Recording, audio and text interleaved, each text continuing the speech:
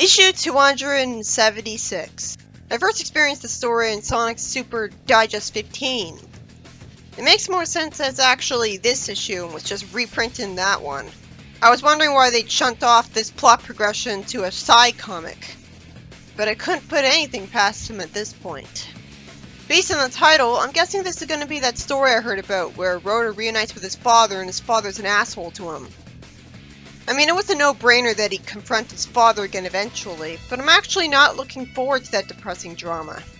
Logically, he'd be proud of his son by now because he's made a reputation for himself as a freedom fighter and the heroes need him around. But that makes sense. Something that immediately angered me is, Rotor's slowing Sonic down. Sure, he punches an Egg Army member, but Sonic could have beaten it anyways. Rotor's clearly only here because Metal Logic forces him to beat so that he can't confront his father. Are they both here because a plane got them here? That would make sense, especially since it's the Shattered World and they're on one of the poles. Maybe Sonic couldn't have gotten here himself by running, and so Rotor could have come with him on the plane just fine without slowing him down anyways. And the minute they came to the town to look for the Gaia Guardian, they had to fight robots. So, fine, that would justify why they haven't found him yet. We should have been shown a few panels where they're on a plane heading for Cool Edge, and then they see some badness threatening civilians. Once they're done fighting robots, there being more people around to look for the Gaia Guardian if he's not at the location he's supposed to be would only help Sonic because more than one person at a time would be going around town asking everyone on site for their name. Logically, Chip would be separated from Sonic then, so he could ask different people than Sonic. And sure, Sonic's fast, so he'd run away in a blur the second he was told the wrong name of a person, but he'd have to constantly stop to ask a new person their name. So he wouldn't be accomplishing things that much faster than everyone else. Depending on his bad luck and location, it could make sense that they wouldn't be pointless to be there. They could find the Gaia Guardian instead of Sonic. That'd be more creative. There's no point talking about the fight, it's just generic attacks, and Sonic being portrayed as lame for forcibly making ice puns. Out of complete nowhere, Sonic says that they're surrendering because they're outnumbered, even though Sonic could easily take all of them. I respect how smart Chip is by flying away. Then it turns out that it's all an act they have to follow. So I guess Chip wasn't in on it. So this is like Sonic the comic where Sonic got captured by a bunch of soldiers he could have easily taken just to say they got captured on purpose so he'd be brought to the bad guy. And it's not frustrating here because I'm immediately told it's all part of Sonic's plan rather than it looking like Sonic was fighting like an idiot by chance and just lied about why he did it later. I don't know why Sonic was making those jokes if he knows they're lame. They get taken to the base, and Rotor's immediately scared when he hears the voice of the sub-boss Tundra, which immediately gave away the plot twist that, oh shit, he's Rotor's father. I figured Rotor's father would be a guy sitting on a government council like the Council of Acorns. Him outright working right under Eggman is pretty traumatic, but it makes sense for someone who's already an abusive father. At least this way he has a job where he's universally known as the bad guy and doesn't get to have the dignity of being a lawful, stupid, obstructive bureaucrat. Also, it's odd that a hero like Sonic reacted happily to being called an anarchist and said he's never been called that before. Scourge was called out on creating anarchy himself. I guess the reason Tundra assumes that he and his workers are better than freedom fighters is that he's just that arrogant. How can anyone not know they're good guys? Seriously. He's already lost all believability as a character. Any character who actually respects and likes Eggman has that problem. Roboticization was thought up for a reason. Use it. Because the only alternative is an insanely tedious character and story. When he revealed he was Rotor's father, I immediately wanted the story to be over. This whole comic isn't gonna fully explain what it's like to be a regular civilian living under Eggman's rule. So it's not doing enough to explain that Eggman is evil aside from, of course, he's the main villain of the series, so of course he's gonna be a bad ruler. Rotor's father explains that Eggman conquered this village, which makes more sense than him joining Eggman alone because it's his own idea. And he explains that he's okay with this because might makes right, as he literally says stating the trope name. He says that Eggman proved he was stronger, so that gives him the right to rule. I guess Eggman's rule doesn't make civilian life worse over here, or else he'd know Eggman sucks regardless. So that's interesting. Out of nowhere, he says that when Rotor ran away, he assumed he was showing some strength of character, But now he sees that he was just running away and hiding like a coward, even though you think everyone would logically know that Rotor's a freedom fighter and therefore not a coward. How can anyone be this stupid? How stupid does the writer think we are to not be confused by this conclusion of his and calling bullshit that anyone would come to it? This is such forced drama. It would have been better dialogue if he said that he just doesn't have a choice but to work for Eggman. Like, because he has bombs in him. Like, he's saying the exact opposite of what he'd logically say. Wouldn't he have always thought of Rotor's running away like a coward? Because that's literally what he did? Why would he think he was strong of him? Why would he think fighting Eggman was him hiding? This is more confusing than just the audience is made mad because the villain is being villainous. It's not doing its job, it's just being forced. Sonic revs up the super peel out and wants to teach him some manners once he gains traction. But people walk away while holding his arms and drag him away anyways. I hate this story. Rotor's father is just a straw man for a TV trope. I just realized the same problem that Penders made when he had Antoine's father be a sub-boss out of nowhere is now present here. Eggman would have obviously bragged to Rotor that he had his father working for him the first chance he got. Rotor would have obviously already known this because he's related to that person. And that person would have told Eggman he was Rotor's son if Eggman didn't already find out. I guess not, because his last name is literally Walrus. Logically, it wouldn't be a last name at all because it'd be too obvious. It sounds too on the nose to be common. Because to a walrus, that'd be like having the last name Human for a human. My point is, you'd think that like any employee that gets hired, a background check would be done and he'd find out his son is Rotor. Even if he didn't tell Eggman he had a son because he ran away and he hates him, and nothing would be forcing him to tell his boss he had a son. Wouldn't Eggman want to question and test any walrus working for him to see if he's related to Rotor so that he could use that against Rotor? He had a walrus working for him. He'd want to check at least. He could use Rotor's father as a hostage. Also, it wouldn't be news to Rotor that Eggman conquered his own village. Eggman would have bragged about that to him right away too. It's not like he's scared of the freedom fighters and has total faith in them to instantly liberate the place if he told them. I guess they could if he was just starting and barely had an army. But I mean if he had enough of an army. He conquered Rotor's hometown. He would have told him about it. Maybe to lure him into a trap. That'd be so easy. Flynn is reusing a concept of Penders where one of the heroes' parents turned out to be a sub-boss because easy drama. But of course Penders did it better.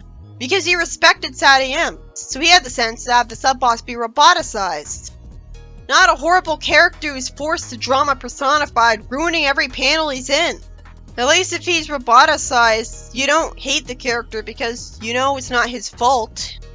Abusive parents aren't an unbelievable concept because they are real. So it's frustrating because I know it's possible to write them properly without them being immersion-breakingly arbitrary. I'm sure it's a bit difficult though. I'm not sure if I could do it. At least Mama Robotnik is related to Robotnik, and probably wants to benefit from raising her son to take over the world for her. I can imagine that's the case because she's related to Robotnik already. At least Sonic is just as mad at him as I am. But there's no satisfying payoff because the floor is too icy and he gets thrown in a cell anyways. Wait, they're in the cell with the Guy Guardian? Well, how convenient. It could have easily been that they would all have a separate cell. I love how fast-paced that is, but why were they captured in particular? Did Metal Sonic shake down that old man for information and they're held here until they could tell Eggman where the temple is? That makes sense. It is believable that Sonic made the mistake of thinking he'd be fine if he let himself get captured, and they totally wouldn't take the precautions of making sure he'd be too restrained to do his thing. If only because he's already made this mistake before in AOSTH and Fleetway. So at this point it's in character for him to be that arrogant. He's not used to being captured, so he doesn't know how badly it could go for him. It turns out the pacing is faster than I thought because Sonic says that when he got to their village, the head of the clan said they'd been caught by the Egg Army.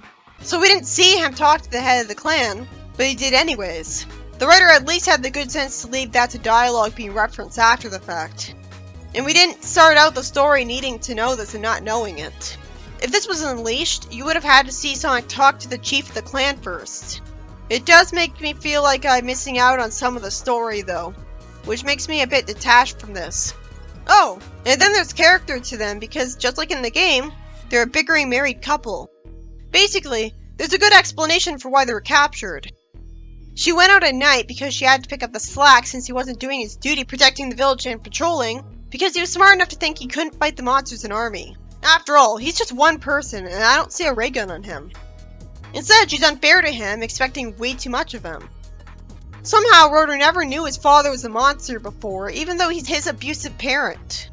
How could he still be idealistic at this point? Sonic wastes my time with an agonizingly boring, predictable speech to cheer Rotor up that just recaps stuff we already know. We didn't need this. At least he was a good friend to Rotor. But I think that silence was good enough. Sonic says that being captured was part of his plan because it saved him the trouble of searching for them.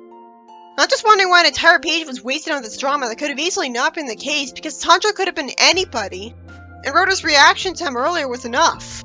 Yeah, the scene is sad, Rotor's crying, but it's also boring because it's insanely predictable and clearly not necessary. So it just gets me cynical about it. I think Archie handled it better. Nothing that's dragged out happened with Antoine. It makes more sense that Chip was actually in on their plan because he's been with them. But it was still a pleasant surprise that he got to be the Chekhov's gunman saving the day. He freed them all with an unguarded card key while holding popsicles. This is better writing than him just fleeing and that's it. As long as he keeps being useful and not annoying, this is a good way to handle him and justify his existence. Because he's the unexpectedly useful character. Then it's revealed that the floors were kept icy on purpose, and it'd be difficult for Sonic to run, explaining why Sonic didn't break out of the cell himself. So it's lucky for Sonic that just in time he turns into the werehog and his shoes become cleats. I didn't know it was so close tonight. I thought it was day. And Chip's already memorized his way to the hangar. Rotor then knocks out a guard, and Sonic attacks a big polar bear robot. At least the lack of dialogue made it faster, but it felt detached seeing all these panels on the page where we always see 3 rooms at once. We didn't always need to see all 3 rooms. There's some annoying banter from Sonic and Chip with bad timing, and Rotor gets access to a convertible for them to escape the robot in that lets him fly out of the building. Then Rotor gets thanked for saving him, and the guy's wife appreciates how fluffy the werehog is. I like that they aren't treating Sonic like a monster for being the werehog. And it makes sense because he just saved them. So Sonic gets the Sun and Moon keys, and Rotor's happy to go back to the Sky Patrol. Good, that makes sense. So the story's finally over. There's another story? Why is my time being wasted with Eggman? He says that Eggman Land is complete, and Eggman and Land are 2 words. Which is at least a little original. He says that his dream of a refinery, theme park, and death trap rolled into one is finally complete. He's been in power since Sonic was 5. There's no fucking way he wouldn't have already built this. I guess this was a really recent dream of his. Never mind. We're never gonna see anyone on that theme park. We're never gonna see anyone on a roller coaster Eggman made enjoying themselves. So what's... like, it's a comic book, you'd expect there to be a little bit of world building. And like fully taking advantage of a concept. So he says that his conquest of the planet is now a matter of when. All because of this, somehow.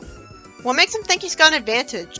He at least shows a bit of character, saying that he only included rides in his refinery to make himself happy, but he still pales in comparison to how entertaining Boom Eggman is.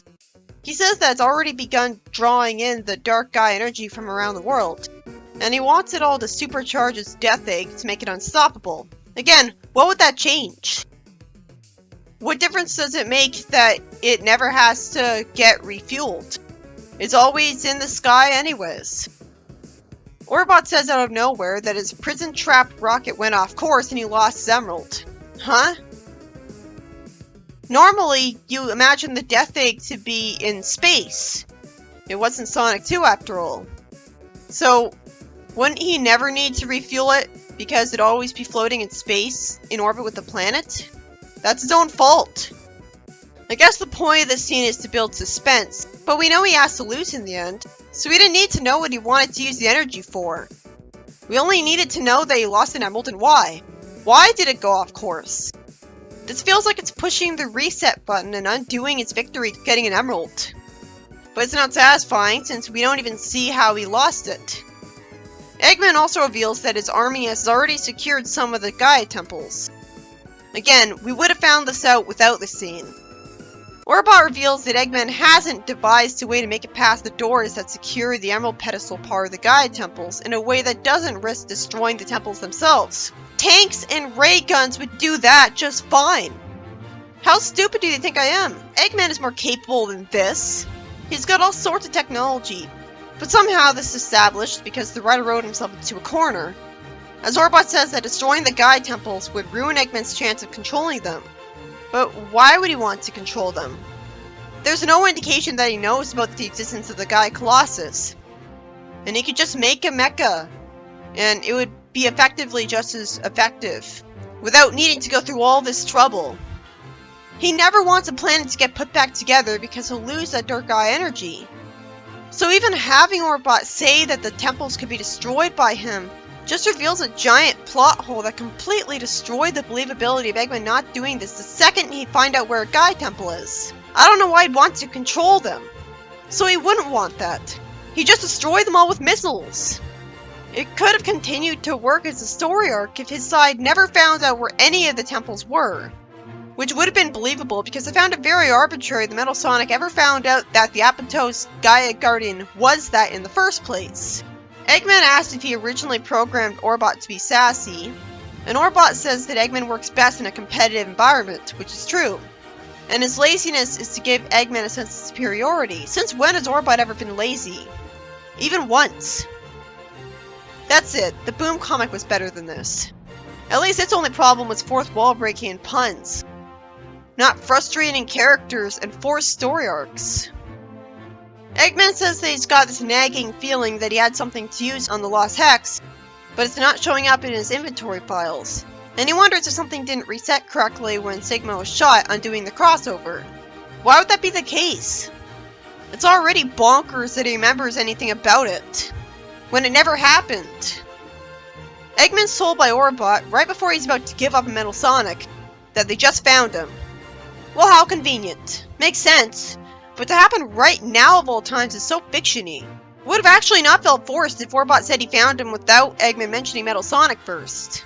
And this was right after I was impressed with Eggman finally admitting that he needs to stop messing with space-time because all it does is cause problems. Never mind, he can't get character development and learn his lesson. Eggman says, "Hold on, Metal, Papa's coming!" I heard about this line long before I read the reboot. It was out of character, but at least it's sweet.